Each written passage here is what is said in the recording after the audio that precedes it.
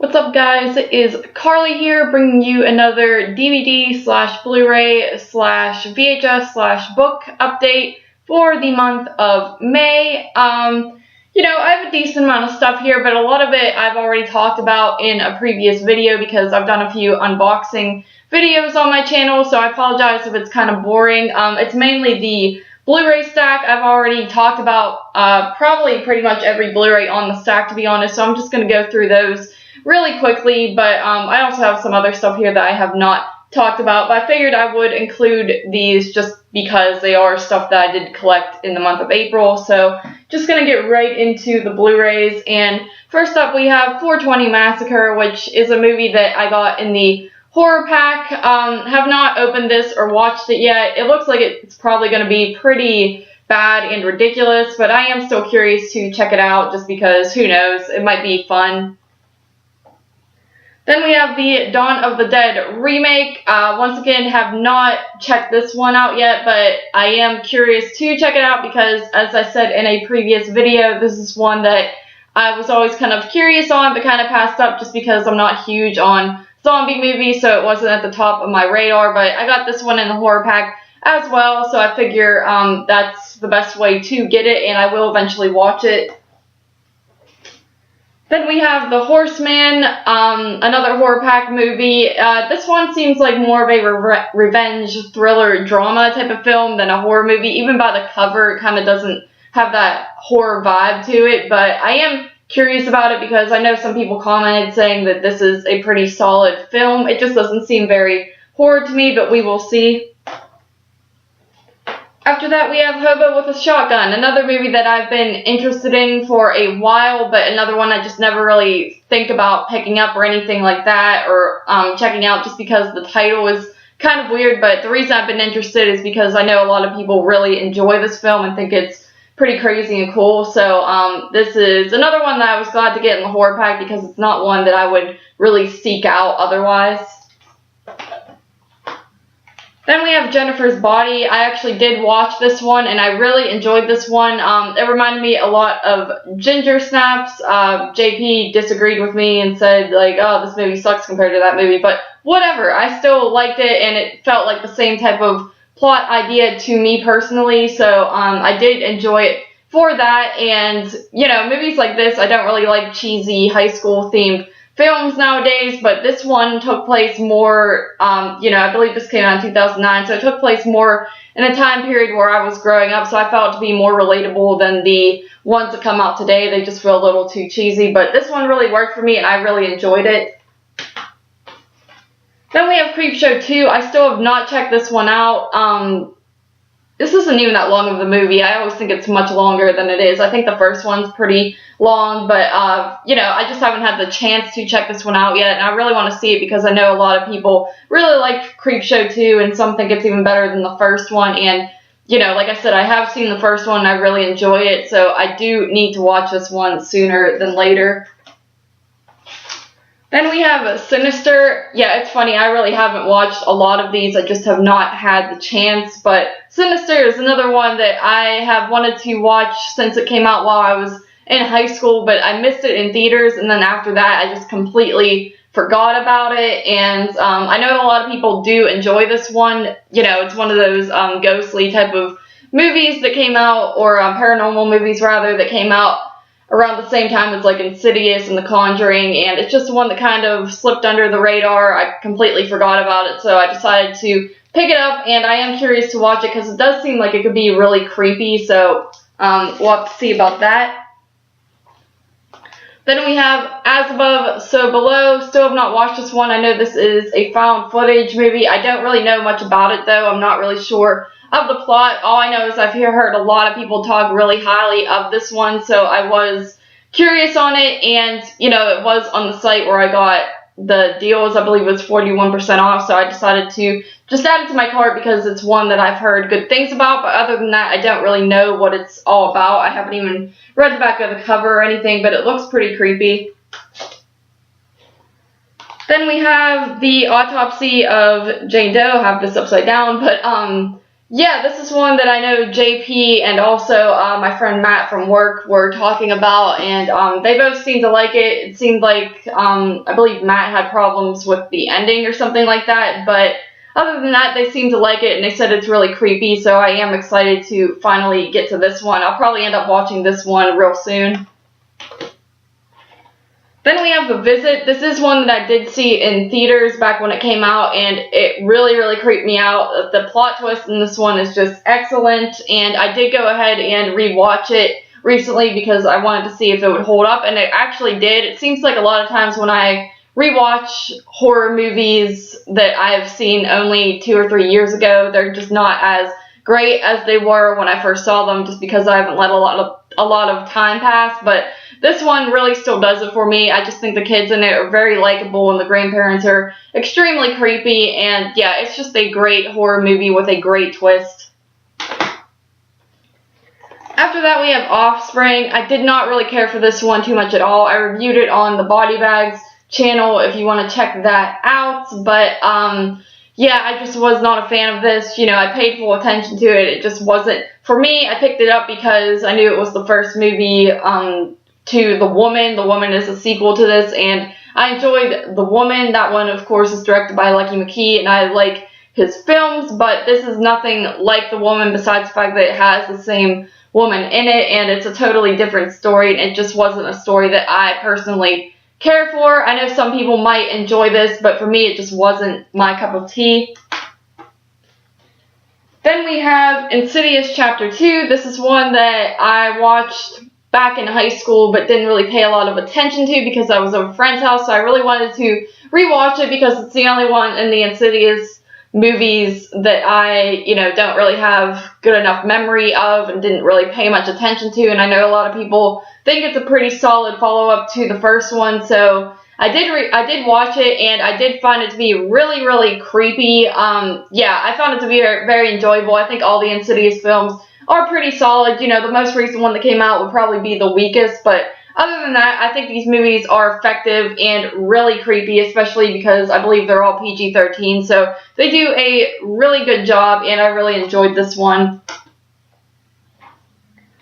Then we have Blair Witch. This is another one that I saw in theaters back in, 2016 when it came out, and I thought it was really scary in theaters. There were a couple parts that really made me jump. I think movies that are set in the woods are just really creepy, and, the original Blair Witch Project I found to be really creepy, so I really enjoyed this when I saw it in theaters, and some people had problems with it, so, I picked it up, and I rewatched it, and I gotta say, I didn't like it as much as I did when I first saw it. This is a case of where I feel like I didn't let enough time pass to rewatch it, but either way, I still gave it like a 7 out of 10 or something like that. It's definitely not a bad film, definitely scary for a first-time watch, and I could see why people would have problems with it compared to the original movie, of course, but I still think it's a pretty solid horror film, just not something that I should have rewatched right away. Maybe doesn't have the best rewatchability to begin with, but either way, I still found it to be a little bit enjoyable, just not as much.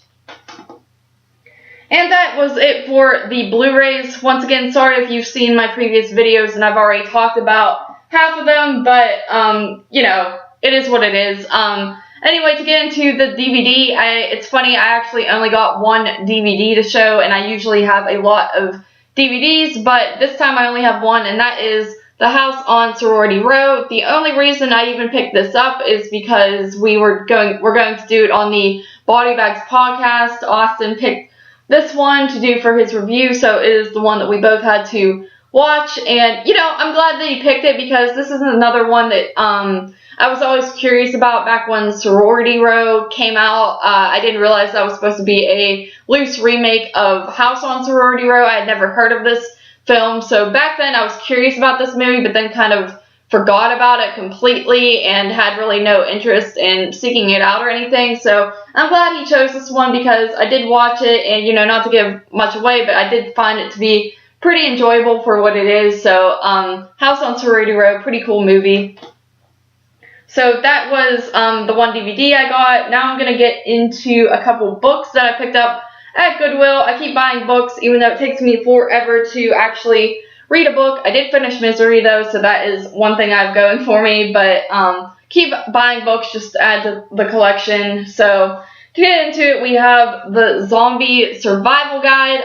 JP actually saw this first at the Goodwill, and he told me I should get it. He was going to buy it himself, but he already read it once, so he told me I should get it because he said it's a pretty fantastic book. He said it's not like a joke as you would think it is based on the cover. It actually takes it real serious and makes it seem like it's actually a guide to surviving a zombie apocalypse. So I found that pretty cool, so I'll probably end up reading this one soon because, you know, it's not that long. It's only 200 and some pages, so I'll probably get to this one before any of the other ones.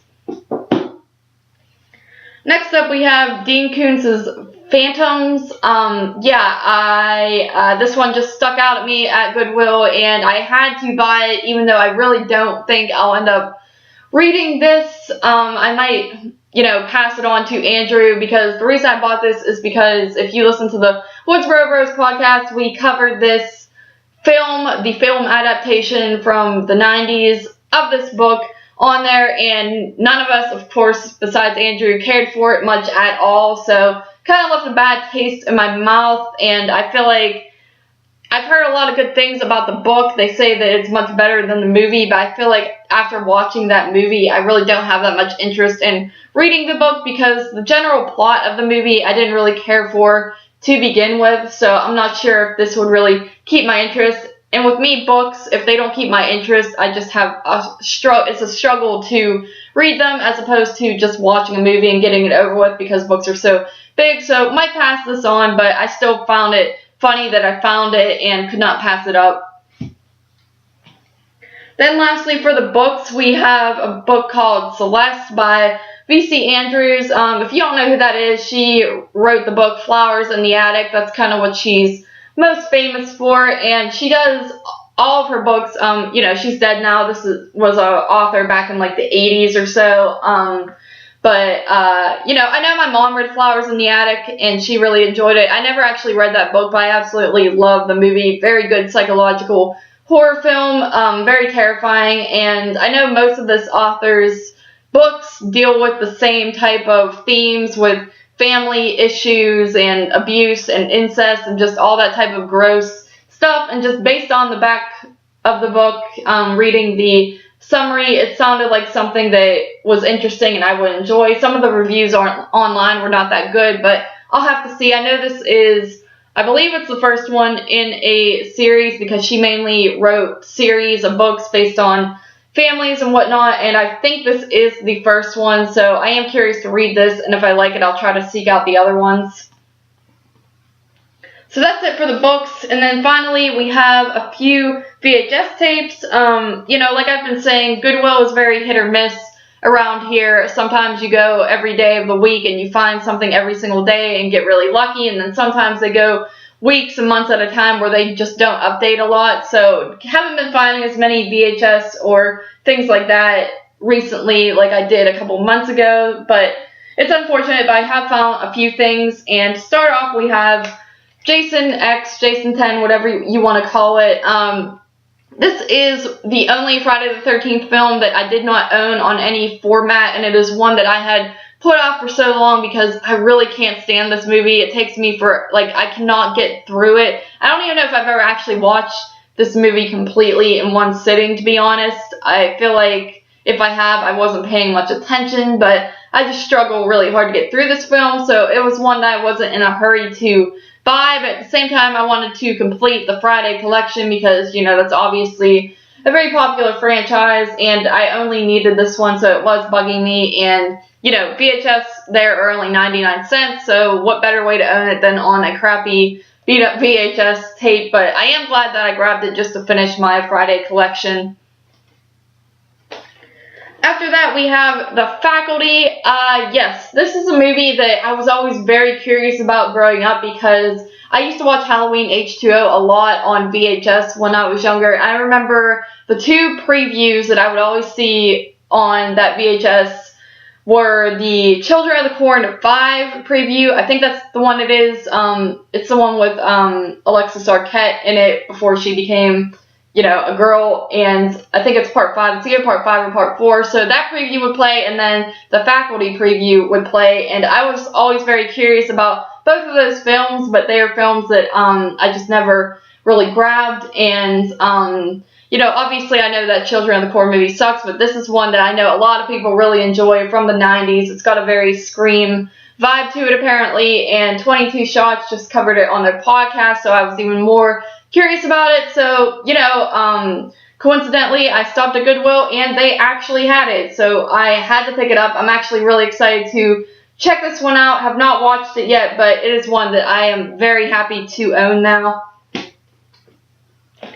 After that, we have Army of Darkness. I got this at a Goodwill about 30 minutes away from where I live, not the, local one, and I picked it up because it's in good condition, and once again, it completes my Evil Dead franchise collection. This is the only one I did not own, and it's the only one I have not actually seen, just because I didn't really care for Evil Dead 2 all that much and the comedy ridiculousness of it. I absolutely love Part 1 and the remake, but Part 2 I did not care for, and I know this one just gets more crazy from there, so I was never really curious on this one. It was one that I didn't really care to own. With Evil Dead, I didn't mind that I didn't have all the movies. It's just not my favorite franchise, but I will end up watching this, of course, just to say I've watched all the Evil Dead films, and, a lot of people do enjoy this, so I'm sure it's not a bad movie. I just can't really see myself enjoying it as much as other people, but whatever, I am happy to own it. Then we have Sometimes They Come Back by Stephen King. This is a Stephen King adaptation that I have never watched, and JP told me to grab it because he really enjoys this one. I hear some people say it's a little dated, so I'm not really sure how I'll feel about it, and to be honest, I don't even know what this one is about. I don't really know the story behind it or anything like that, and once again, I haven't really read up on it or anything, so I do want to watch it just because JP says he really enjoys it and thinks it's really good, and he wants to know my opinions on it. I just have not had the time to watch it yet, but I am curious on it, and it's cool to collect the Stephen King films. Lastly, guys, we have The People Under the Stairs VHS. I already own this on DVD with in a double pack with Shocker, so it's not the best. It's not like I have the Scream Factory anything, but this is just one that you see it on VHS and you feel like you have to pick it up. It's from the 90s. It's not really old, but I do really enjoy this film. I did rewatch it and I enjoyed it just as much as I did the first time. Definitely a great movie to come from the 90s, especially during a time where there weren't that many good horror films, and just a very, very intriguing story, and I really enjoy this. So even though I already owned it, I am happy to own it on VHS because I've always liked the cover of this.